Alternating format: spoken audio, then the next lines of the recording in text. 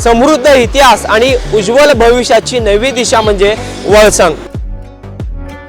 सोलापूर जिल्ह्यात दक्षिण सोलापूर तालुक्यात वेगाने विकसित होत असलेलं एकमेव गाव वळसंग। सोलापूर पासून व स्वामी समर्थ अक्कलकोट नगरी पासून फक्त 15 मिनिटाच्या अंतरावर असलेलं एकमेव गाव वळसंग।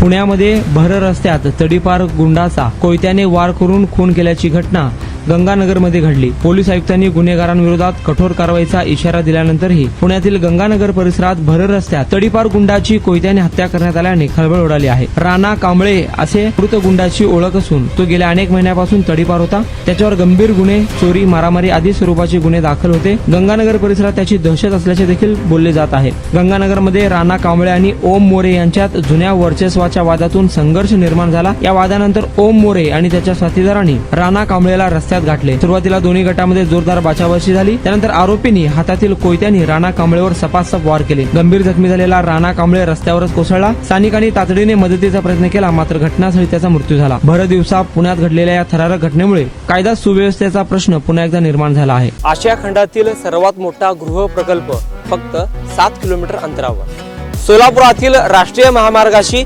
थेट जोडलेलं गाव म्हणजे वळसंग। वळसंग शांत, स्वच्छ आणि प्रदूषण मुक्त वातावरण।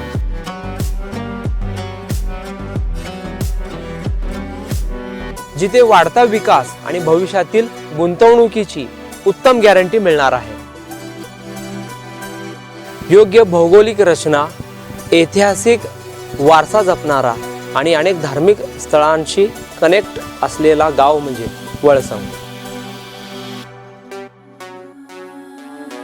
गुंतवणुकीसाठी सुरक्षित आणि भविष्य घडविण्यासाठी परफेक्ट लोकेशन फक्त वळसंग मध्येच।